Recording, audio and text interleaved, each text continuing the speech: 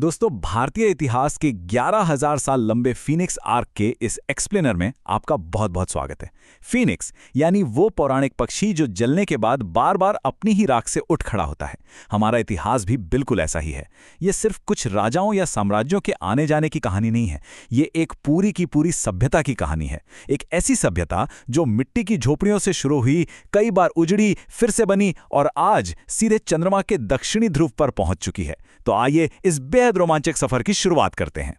तो इस 11,000 साल के विशाल सफर को हम आसानी से समझने के लिए 6 प्रमुख युगों में बांटेंगे। सबसे पहले प्रारंभिक सभ्यता का उदय, फिर स्वर्ण युग, उसके बाद विदेशी आक्रमण और हमारा प्रतिरोध, मुगल और मराठा काल, ब्रिटिश शासन और स्वतंत्रता का संघर्ष, और आखिर में आधुनिक भारत का उदय। चलिए शुरुआत करते हैं हमारे पहले युग से, प्रारंभिक सभ्यता का उदय यानी शिकारियों से लेकर इंजीनियरों तक का सफर। आप सोचिए, ये कितना अद्भुत है कि कैसे शुरुआती इंसान अंधेरी गुफाओं से निकलकर अचानक से इतनी उन्नत कृषि और आधुनिक शहरों का निर्माण करने लगे थे। और ये सफर कोई छोटा मोटा नहीं है। हम बात कर रहे हैं 9000 ईसा पूर्व में मेहरगढ़ की शुरुआती बस्तियों की। फिर 3500 ईसा पूर्व के आसपास सिंधु घाटी सभ्यता का उदय होता है, 1900 ईसा पूर्व में उसका पतन और फिर 1500 ईसा पूर्व में वैदिक लौह युग का आगमन। ये वो कई हजार सालों का लंबा समय था जिसने इस उपमहाद्वीप की भौतिक और सांस्कृतिक नींव को बहुत गहराई से तैयार किया। अब जरा इस नंबर पर गौर कीजिए, 9000। आपको शायद यकीन ना हो, लेकिन पुरातात्विक सबूत बताते हैं कि आज से ठीक 9000 साल पहले पाकिस्तान के बलूचिस्तान के पास मेहरगढ़ में लोग बारीक पत्थर के ड्रिल का इस्तेमाल करके दांतों का इलाज करते थे। मतलब इतनी पुरानी सभ्यता और डेंटिस्ट्री, ये सचमुच हैरान करने वाला है और हमारी प्राचीन बुद्धिमत्ता का एक बहुत बड़ा सबूत है। और फिर आती है सिंधु घाटी सभ्यता, जिसके चमत्कार आज के मॉडर्न इंजीनियरों को भी सोच में डाल देते हैं। पूरे 15 लाख किलोमीटर वर्ग में फैला हुआ इलाका, 90 डिग्री के कोण पर काटती ग्रिड जैसी सड़कें, हर जगह ईंटों का बिल्कुल एक जैसा आकार, और तो और कचरा साफ करने के लिए बाकायदा मैनहोल वाली ड्रेनेज व्यवस्था। मोहनजोदड़ो का विशाल स्नानागार तो बिटुमेन से सील था ताकि एक बूंद पानी भी ना रिसे। ये एक बेहद शांतिपूर्ण और व्यापारिक सभ्यता थी जिसका पतन किसी युद्ध से नहीं बल्कि जलवायु परिवर्तन की वजह से हुआ था। अब आते हैं दूसरे युग पर, स्वर्ण युग और महान साम्राज्य यानी ज्ञान का चरम। वैदिक काल में लोहे के हथियारों और उपकरणों की खोज ने जैसे कृषि में एक नई क्रांति ला दी, और इसी सरप्लस से शक्तिशाली साम्राज्यों और वैज्ञानिक सोच के विस्फोट की नींव रखी गई। 326 ईसा पूर्व में सिकंदर की वापसी से लेकर कलिंग युद्ध तक भारत का नक्शा लगातार बदलता रहा। कलिंग युद्ध में हुए भयंकर विनाश को देखकर ही सम्राट अशोक ने हमेशा के लिए अहिंसा का रास्ता चुन लिया था। वहीं दूसरी तरफ 78 ईस्वी में कनिष्क ने सिल्क रोड पर अपना ऐसा आर्थिक दबदबा बनाया कि अपार संपत्ति आई और हमारा वैश्विक व्यापार फला फूला। और फिर आता है गुप्त काल, जिसे बिना वजह स्वर्ण युग नहीं कहा जाता। विज्ञान में आर्यभट्ट ने शून्य का कंसेप्ट दिया और दुनिया को पहली बार बताया कि पृथ्वी अपनी धुरी पर घूमती है। सुश्रुत और चरक जैसे विद्वानों ने आयुर्वेद की नींव रखी। और अगर हम आर्किटेक्चर की बात करें तो नालंदा विश्वविद्यालय की वो विशालता, या फिर दिल्ली का वो लौह स्तंभ जिस पर आज 1600 सालों बाद भी जंग नहीं लगा है, आधुनिक विज्ञान के लिए ये आज भी एक बहुत बड़ी पहेली है ना कमाल की बात। लेकिन इतिहास हमेशा एक सा नहीं रहता। हमारा तीसरा युग है विदेशी आक्रमण और प्रतिरोध, यानी टकराव और विभाजन का दौर। भारत की अकल्पनीय दौलत और हमारे अपने आपसी मतभेदों ने बाहर से आने वाले हमलावरों को अनिवार्य रूप से अपनी तरफ खींचा। 712 ईस्वी में सिंध पर अरबों के हमले से ये सिलसिला शुरू हुआ। फिर 1025 में सोमनाथ मंदिर पर वो विनाशकारी हमला, 1192 का तराइन का दूसरा युद्ध और 1303 में चित्तौड़गढ़ की घेराबंदी। ये वाकई बहुत भीषण संघर्ष का दौर था। न सिर्फ अपार संपत्ति लूटी गई बल्कि ज्ञान के केंद्र और विश्वविद्यालय नष्ट कर दिए गए। और चित्तौड़गढ़ में तो 16,000 महिलाओं ने अपनी अस्मिता बचाने के लिए जौहर किया। ये हमारे इतिहास का एक बहुत दर्दनाक हिस्सा है। इस दौर की एक बेहद मार्मिक घटना आपको बताता हूं। 4 बांस 24 गज अंगुल अष्ट प्रमाण, ता ऊपर सुल्तान है मत चूको चौहान। ये अमर पंक्तियां कवि चंदबरदाई ने तब पढ़ी थीं जब सम्राट पृथ्वीराज चौहान को बंदी बनाकर अंधा कर दिया गया था। सिर्फ इन शब्दों की दिशा सुनकर सम्राट ने अचूक तीर चलाया था। ये कहानी हमें बहुत गहराई से बताती है कि जयचंद जैसे अपनों के धोखे की कीमत हमें कितनी भारी पड़ी। अब अगर हम उसी समय दक्षिण भारत की तरफ चलें तो विजयनगर साम्राज्य अपनी समृद्धि के बिल्कुल चरम पर था। उनकी राजधानी हम्पी उस समय दुनिया के सबसे अमीर शहरों में गिनी जाती थी।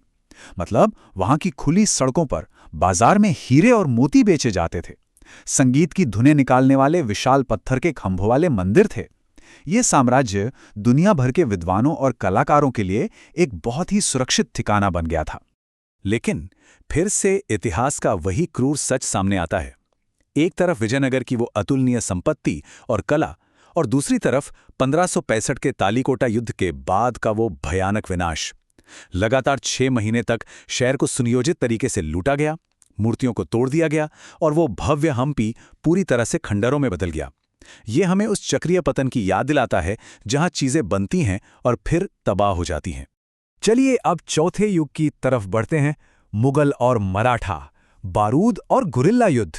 जब बाबर पानीपत के मैदान में तोपें लेकर आया तो उसने उपमहाद्वीप में युद्ध लड़ने का पूरा तरीका ही हमेशा के लिए बदल दिया।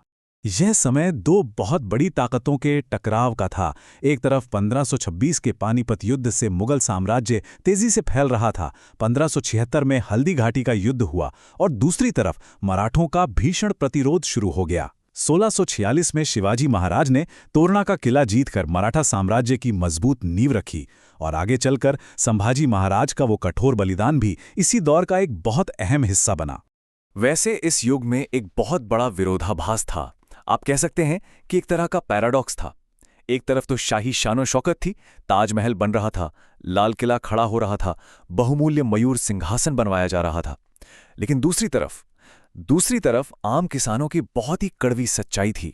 अत्यधिक टैक्स, भयंकर अकाल और किसानों से जबरन अनाज छीन लेना।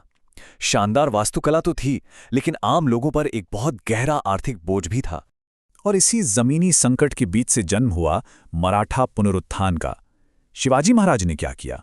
उन्होंने आम किसानों को इकट्ठा करके एक बेहद अनुशासित सेना में बदल दिया। उन्होंने महिलाओं और किसानों की सुरक्षा की पक्की गारंटी दी और एक बहुत शक्तिशाली नौसेना खड़ी की।